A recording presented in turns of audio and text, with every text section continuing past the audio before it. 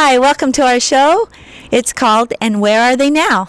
Today we have a really special guest. Her name is Marilyn Tucker. She is the wife of Forrest Tucker, or was. Forrest is no longer with us, but she has quite a story to tell us. She's really neat, and I think you're going to really enjoy this. And Marilyn, why don't you introduce yourself and tell us a little bit about what your childhood was like, and we'll let you tell the audience. Well, I was born in Texas in 1939. I'm not embarrassed to say how old I am.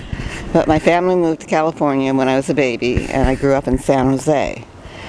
And after I graduated from high school, I moved down here to Los Angeles to pursue a show business career. I was a dancer. And so I started working professionally when I was 15 in 1955, but then moved down here in 57 and worked mostly on the stage.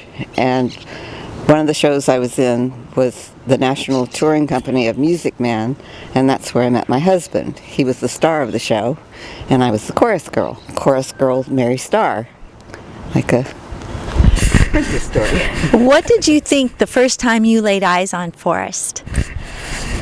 He was quite oh golly, what I don't know the expression to say, but he was very tall. He was 6'5". He was a very large man, and he had a very large personality.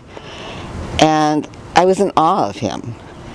Now, my mother told me she knew I was in love with him from the very first moment, because she said all I did was talk about him, talk about Mr. Tucker. Mr. Tucker did this, and Mr. Tucker did that. Well, I didn't know, but he had eyes for me, and so by the time we opened in August of 1958, and by January of 59, we were living together. Aw, for shame, for shame. Yeah, that was kind of back in the days when that wasn't the popular thing to do. That's right. But we weren't treated badly or anything because we were open about it. You know, we weren't hiding. So none of the columnists or anything said anything negative. They just, talked about me being on the arm of Forrest Tucker, or his twosome coosome, or goosome twosome, or what, they had these silly little things that they said about people going together. And we actually, though, we lived together for 3 years before we were married. And all that time we were touring in Music Man.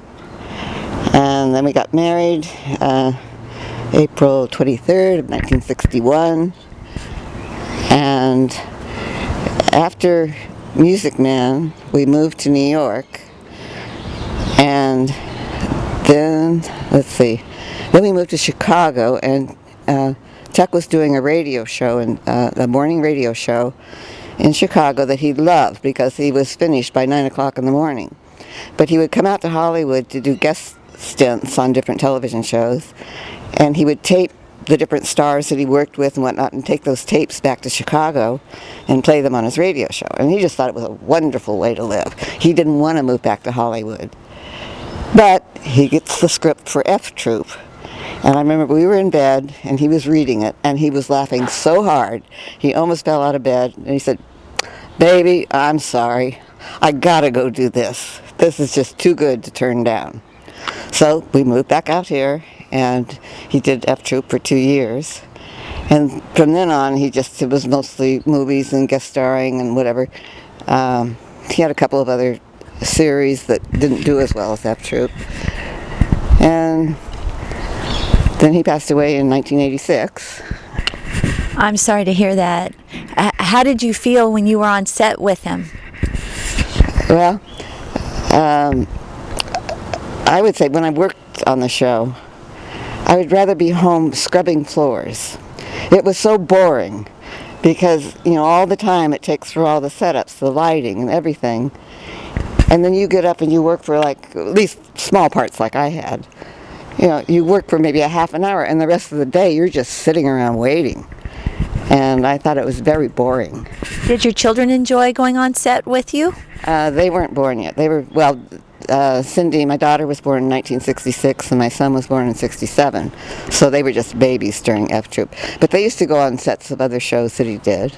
And if there was some star that they were in awe of, they liked it. It was fun.